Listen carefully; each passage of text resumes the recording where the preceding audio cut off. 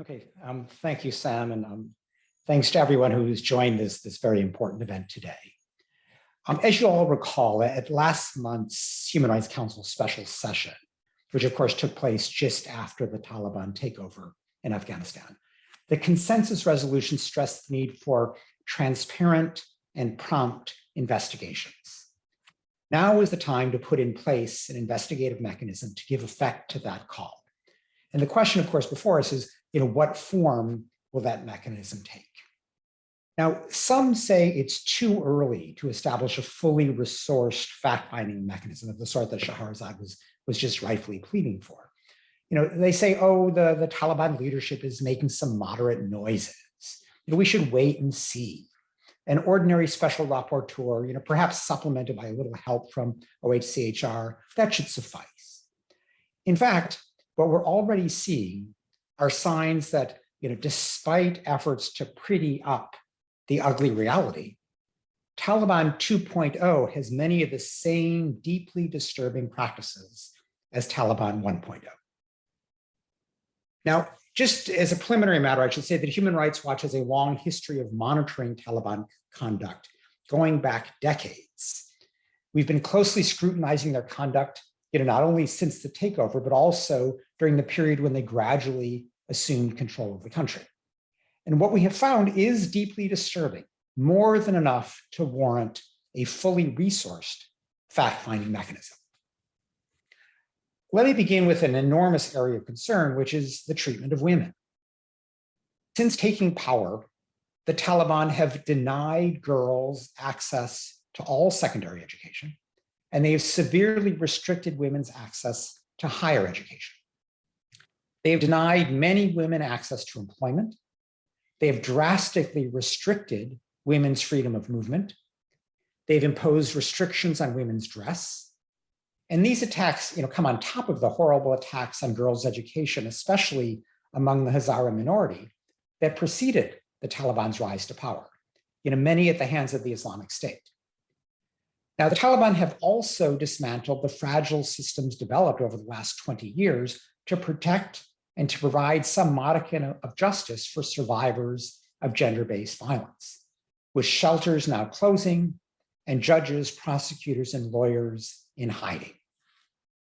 Now, since the Taliban have taken control, Human Rights Watch has also documented ongoing summary executions, forced disappearances, and arbitrary detentions, many of people associated with the former government as officials or security personnel. Now, relatives of these officials have also been targeted. And these reprisals have happened in multiple provinces, including Helmand, Kandahar, and Nangarhar. A particular long-standing concern is the targeted killings of high-profile activists, including many women. Women who have fought for rights or taken on roles that are seen by extremists as off limits for women, such as politicians, journalists, senior government officials, lawyers, judges, police officers, or even soldiers, they've been assassinated by both the Taliban and ISIS. They've also faced threats by people trying to force them out of their jobs. Now, aside from women's rights, one of the great accomplishments of the last 20 years in Afghanistan has been the emergence of an independent and vibrant media. That now is also under severe attack. The Taliban have arrested and beaten journalists for covering protests.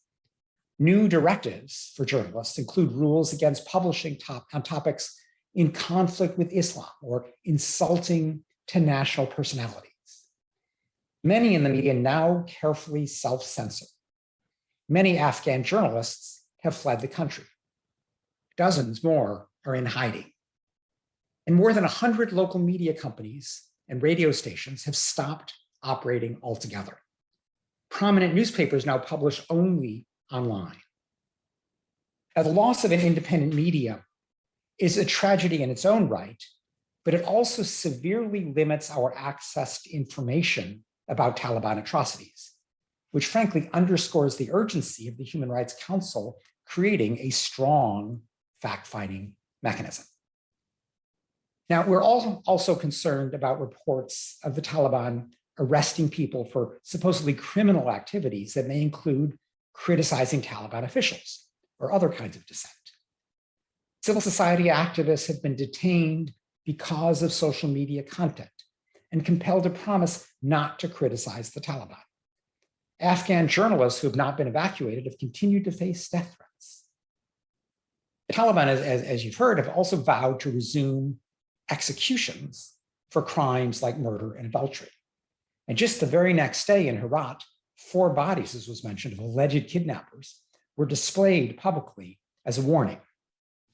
The Taliban also vowed to resume amputation of hands for theft, claiming that it was necessary for security, even though every other country in the world manages somehow without amputations. Now, needless to say, there has been no accountability for these Taliban attacks on basic rights. No investigations, no prosecutions.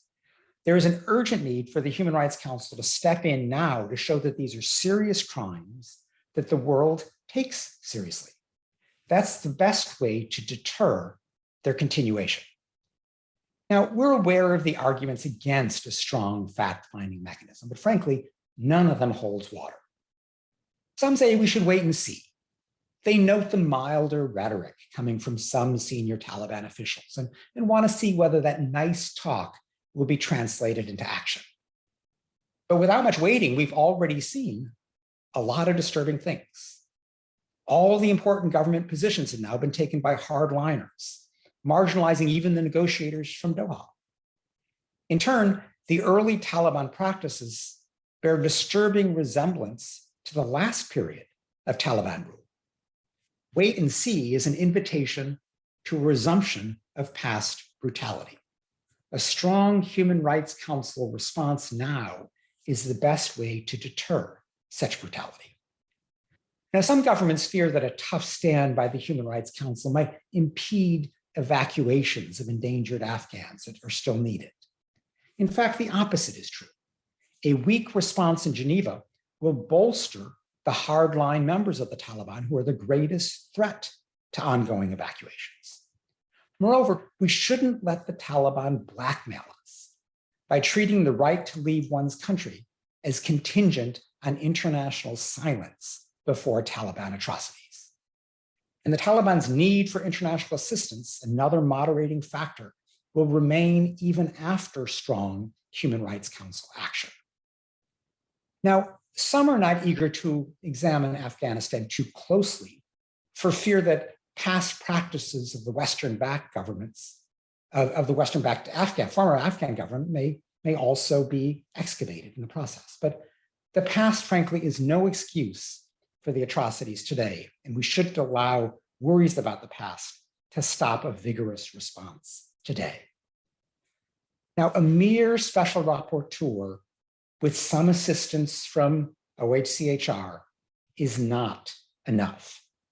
Given the complexity of the country, an investigative mechanism needs a full team, dedicated resources, and a clear mandate to examine all of the relevant facts and circumstances, to advance accountability for perpetrators and justice for victims, and to operationalize immediately. Finally, the quest for a consensus resolution cannot justify a weak resolution. Consensus generally is overrated at the Human Rights Council, particularly since it tends to mean lowering ambition levels for the sake of an outcome that often fails to rise to the needs of the moment.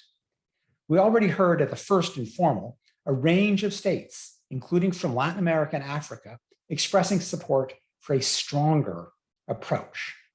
There are many examples of contested resolutions yielding strong and effective investigative mechanisms. That is the least that the dire situation today in Afghanistan deserves. Thank you very much.